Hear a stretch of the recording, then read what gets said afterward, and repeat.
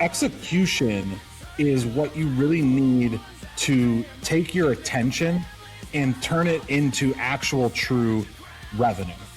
Welcome to Bald Dad Business Club. This is Desi and Casey. This is a podcast for business owners, leaders, managers, just bald dads and those alike that want to grow a life, not just a business. But we're going to do both on here. Casey, what's up? How are we doing today? And what's on the docket? Oh, wait, I know. What's good?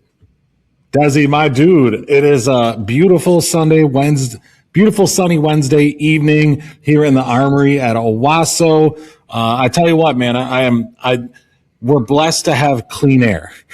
Let's just start Amen with to that. man. Blessed Beautiful to have clean air.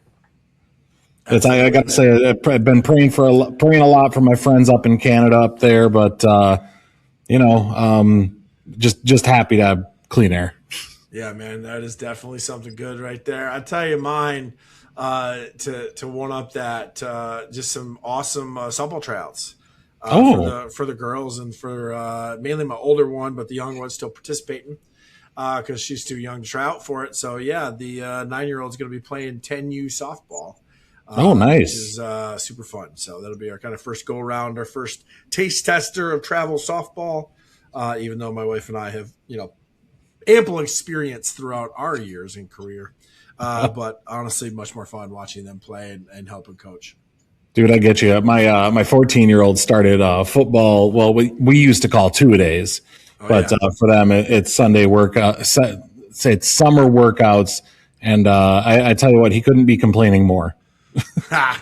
It wouldn't have it any other way, right? You'll be proud of this big fella. He's sticking with tight end. Oh yeah. That was my position. Tight end and fullback, but yeah, love it. Maybe even a little flex, type of deal. That's great. I love it. So Casey, we are hammering down on execution today. And the way we're calling this is getting stuff done through people, right? Which is really the core of leadership. And this kind of came about in our last episode, actually. We were talking about the entrepreneur and how they get things done, and the episode before that talking about evaluation. So it's really just kind of rolling right into things in a natural progression, but getting stuff done through people. So basically the root of this is that most of the leaders that we're encountering, including ourselves, they don't have an idea problem, right? There's always plenty of ideas rolling around and, scratch pieces of paper and all those things. What they have is an execution problem. I even saw, I think it was Gary Vee says, he gives away all his stuff because he knows only 1 to 3% of people will do anything with it. Right. So it's like, at the end of the day, it's the ability to take information and to take decisions and turn it into action, right? Of an action that gets a result so that you can get feedback so that you can then take more action. And really the action is the execution piece. So the piece that kind of we're spinning on today is through people, right? That's where leadership becomes real to me, right? Anyone can talk strategy, can even create the plan, right? But it's much more difficult when execution comes into play. It's where the team finds out if the leader can communicate. Right? If the leader can delegate, if the leader can follow up, if the leader can hold the standard and honestly just see it through to start to get feedback and results to make the next move. But it's a really good one for me because that's how you tell it's your first evaluation of a leader is can the team get stuff done? Not just the leader. Can the team get stuff done? Yeah, that's the biggest thing. And as somebody, Desi, who struggled through the beginning portion of my leadership life, it really truly was the delegation to actually, well, first off, it's all about building a team that can execute, but also then galvanizing that team to be able to execute. And, as a professional wrestler, every time I hear execution, I think of the excellence of execution himself, Bret Hart. And one of the things you notice, I don't know if anybody on here is a Bald Dad Wrestling fan, but if you are, go back and watch some of Bret Hart's matches, specifically his tag team matches. In tag team wrestling, it is very important to tell the story through multiple people. So at any given time, you have essentially a minimum of 4 people that are trying to tell this story. And I know storytelling tends to take a bit more of a marketing approach, but also in leadership and totality. What Bret Hart was really good at was getting those around him to perform at a higher level to ultimately accomplish the goal, which was whatever the story dictated. Inadvertently, as he did that, obviously he gained attention and notoriety, but none of that attention or notoriety would have meant diddly squat if the excellence of execution couldn't come through in the end. And that kind of takes me to my first marketing talking point when it comes to execution. I've heard so many people out there, including Gary Vee, say that attention is the greatest form of currency. And I kind of rebut that a little bit, because I have seen so many people, put content out there and the content goes viral and then their business still fails. So yeah, execution is what you really need to take your attention and turn it into actual true revenue. Because if you don't have the pipeline, if you don't have the system set up, if you don't have the talking points to take your marketing message that's getting attention and execute on the lead and attention that you've gotten, then you really just, it's a popularity question or popularity contest. That's all it is.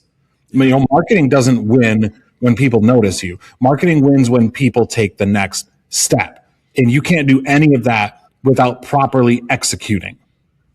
Yeah. It's very similar in the leadership aspect, right? It's execution is the scoreboard of leadership, right? Just like, getting them, as in the people you're marketing to take a step, that's them executing. Yep. Right. Which I think that's a great way to put it, man. But it's the same goes for leadership. That execution piece, the team executing is your scoreboard as a leader.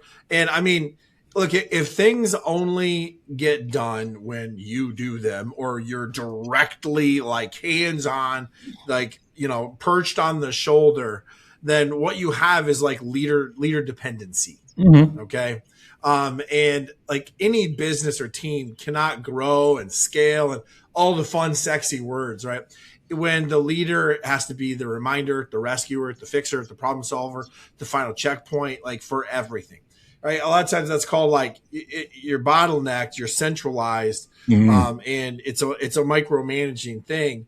And maybe rightfully so, because they don't have the team or trust the team, but like, that's not where you want to be, is that owner dependency. It feels good, right? As the leader, as the owner, like as a manager, it feels good because you're like, it needs me, right? Which starts to boost your ego, which, is also a big problem when it comes. But if you're doing that, man, you're not running a business, you're running a job. Yeah. You might as well just do it yourself, honestly. And also you're only going to go so far. Yeah, you can't scale. Again, sexy guru words there. You're not going to scale if it's just yourself. It's theoretically impossible. But I mean, it does go back to the team when you think about it, because even you can run the most glorious marketing campaigns in the world, right? You can get all of the attention in the world. You can get people to take your action of execution that you want them to get them in the door. But at the end of the day, you also need a team executing the follow-up. I have a absolutely fantastic front desk and call center team right now. I trust wholeheartedly that anytime we get a lead in through any of our pipelines, and I think I run maybe 5 different pipelines right now. Anytime a lead comes in through one of those 5 different pipelines, it's centralized and it's followed up on within the hour. Yeah, and sometimes even faster than that. Desi, you can't do that as a one-man operation, because if you're out on the job site taking care of something, or you're putting out a fire in the office, that follow-up is probably not going to happen until those issues are resolved. And if those issues don't get resolved until days later, guess what? That lead's still sitting in the bottom of your pipeline with intent, ready to buy. And because you were too busy to execute, you just lost the job. You just lost the sale. That's directly affecting your revenue. So bad follow-up can make your good systems look really bad if it's not executed properly. Yeah, 100%. I mean, and let's get tactical for a second, right? Look, I love it when you get tactical, big fella. Get tactical with me. So if we're getting tactical on this, like we're talking the operation and leadership of it, like your team, like people are not going to execute what they don't understand. Right. So let's break that down for a second. So no understanding, no execution. What does that mean? The team needs to know, I call it 5 W's in the H, right? They need to know the who, what, when, where, why, and how, right? Of all of those things. And also like the when is the deadline, right? The how is probably your SOP or your playbook, your manual, right? Also part of that is probably the training that you're providing, right? So you're a part of it up front. You have to be, essentially. You have to lay out the standard, the execution, the plan. But then they should be extensions, right, of your hands and feet, just like you would be doing it as the leader. Mm-hmm. If that doesn't happen, it's because of confusion of one of those W's or the H, 100%. Confusion is absolutely the enemy of execution. Hands down, there's no argument there. Well, and to kind of piggyback on that, as you know, and anybody who's listened to the podcast before, I'm a huge Maxwell guy, and as I've learned in the short hiatus we had, by extension, that means I'm a huge Thomas Adler guy from a philosophy standpoint. Mm-hmm. So ultimate ownership is pumping through my veins. And I encourage a lot of leaders out there to become more of an alternate ownership type of person, because it truly goes with what you just said about people can't execute what they can't understand. Because at the end of the day, it's your responsibility as a leader to give your people the resources they need to execute on what it is you expect them to do. If you have not done that, if you've not been clear enough with them what the mission is, if you've not given them all of the tools to do their job, how can you possibly expect them to execute? So when you talk about things like playbooks or trainings, I know you teach a lot of classes in a lot of different subjects. The more a leader pours into that type of stuff, even if it takes a long time, the better off the team is going to be. I was recently on vacation, and I started a new employee while I was on vacation. And I gave her a very detailed onboarding list that had all 3 days that she was going to be there that I wasn't, laid out. And I was so impressed, Desi, when I came back and everything was done exactly as I wanted it. But she had also then taken it further and escalated those steps further up the line to the point where, our first day together, we pretty much just reviewed the Fresh Eyes journal. I asked her what else she needed from me to continue on these tasks, and we were off and running. Love it. So I put probably 3 hours worth of prep work into creating her that onboarding list, that task list, getting her, logged into things ahead of time that she needed to have logged into.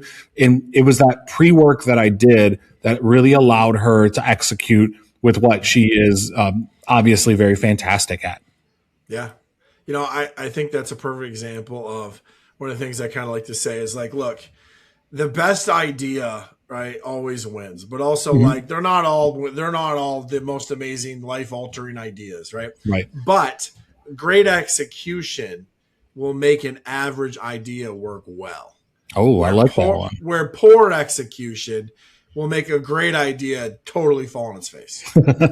That's true, man. That's true. And I think that right there, that's a great example of it. You're like, was it the best onboarding ever? Like, no, but you made sure you had the pieces in place for it to be as good as possible. And then it even goes back to how you executed your hiring and Mhm. your initial onboarding before she even got to day one, which is amazing. I preach that all the time to all my people. Like, look, onboarding doesn't start day one when they show up. Like, they already got to have things. You already have things ready for them, right? They got to walk in with the swag bag already waiting. They already got their logins and stuff. Like, that's a tactical piece of executing really good hiring right there that I think it hits a soft spot, because I've dealt with that literally twice already this week with clients.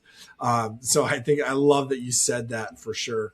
Well, One of the things that I want to hit on too with that, and it was almost like you were within that kind of story that you just gave, you were like delegating, but you weren't even there yet, right? Like, which mhm. is, I think, an amazing feat. I've done that exact same thing, but also fell on my face and learned it the hard way. Right. So I think it's important to talk about delegation for a minute, because a lot of leaders will look at delegation as like a dumping of things and tasks, right? But it's not that. Is that a result? Like, as in, do they get tasks done for you? Yes. But at the end of the day, delegation is developing people. It's developing your team. It's growing another leader, right? To take ownership and absolute accountability of the things that you're developing for and on. And I think that weak delegation is that task dropping, right? Mhm. That handing off of work, where strong delegation comes from a trust in a couple of things. First, you got to trust their character, which you should have hired good character. And second is you got to trust their competence, which is a little bit of hiring, but a lot of training and onboarding, a lot of the things that we've already talked about, developing the SOPs, the playbooks, the training, all of those pieces. That's a good delegation. That strong delegation transfers that accountability and ownership with clarity, with support. Oh, and don't let me forget, with accountability. Right? Amen. Like, that never goes away. I like to talk about delegation like a delegation rope. And if you're watching here, or if you're listening, then go watch. You want to start with the delegation rope, short and tight. And over time, as they earn your trust and character and competence, the rope gets longer and longer. But neither person lets go of the rope, and the rope never gets slack in it, but it gets a little bit longer, and now it's taut instead of tight. And over time, that rope can get longer and longer. And that is true delegation. But the reason why people get so much of it wrong is because it takes time and effort. Yeah, and it's you brought up onboarding, and we were talking a little bit about new employees, and I just want to be clear to business owners and to leaders, anybody who's part of that hiring practice, as much as that new employee is making a promise to you to uphold your standards, to advance the mission of your business, you're also making a promise to them. And that promise is to truly make them as prepared as possible to do their job. So, Mm-hmm. part of execution is following up on that promise. And I like to equate it like this. Again, marketing guy, I can turn anything into marketing. I truly can. When you are marketing, you're making a promise to somebody. Just like if you're hiring a new employee, you're making a promise to them. And if you make that promise and you don't execute on it, you lose trust. Losing trust in business, not only from your potential clients, not only from the public, but from your employees, will turn a excellence of execution person into a lazy bum quicker than I can turn my hat around and scream over the top Lincoln. Because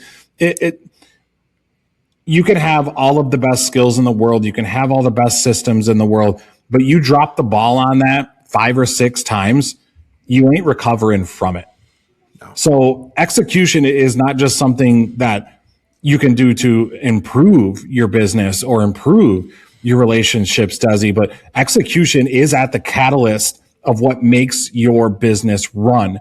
And execution is the chief input into trust that you build with your clients, with your employees, and with the public. Yeah, and like, especially a lot of our listeners and people watching are service business, like owners, managers, leaders, and like your service, like you have to execute the service. Like, that is the lifeblood of your business, is like providing a good execution of the service you provide. right? Like, so if your service is crap because you couldn't execute it, like your business is going to die fast. Right. I think that's very important to recognize and to understand, to always, because I'm sure you're listening and watching going, how's my execution? How's my execution? Right. Which rightfully so, you should be. Exactly. And it's like, and there is a difference to executing something right and executing something just right enough. If you are one of those people that's in a service-based business, execution gets you paid. But 100%. Executing well gets you a bigger book of business. Mm-hmm. And really that is something. Term. Yeah, longer term, it builds the trust, it builds loyalty, it builds brand fanhood. People start to sing your praises. One of my favorite businesses to case study, and it comes from like our Linden Fenton area, is Uncle Ray's Dairyland. So Uncle Ray's Dairyland, every small town can hang their hat out there and say, we have the best ice cream place around because they grew up on that ice cream place, yada, yada, yada. But the thing with Uncle Ray's is they take that promise that they're going to be open every summer. Mm-hmm. They're going to continue to serve families in a generational capacity. And they're going to do it with a damn smile on their face every freaking time. Oh, hell yeah. It doesn't matter what happens in, around, internally in the business with Uncle Ray's Dairyland. You figure when you're an ice cream shop like that, your employee turnover is pretty heavy year to year because most of the people that you're hiring are high schoolers or teenagers. You don't have time to train up managers every single year. But there is a generational understanding about how execution is done at Uncle Ray's Dairyland. And if you've ever met Dave, who owns Uncle Ray's Dairyland, you will notice it the instant you talk to that man.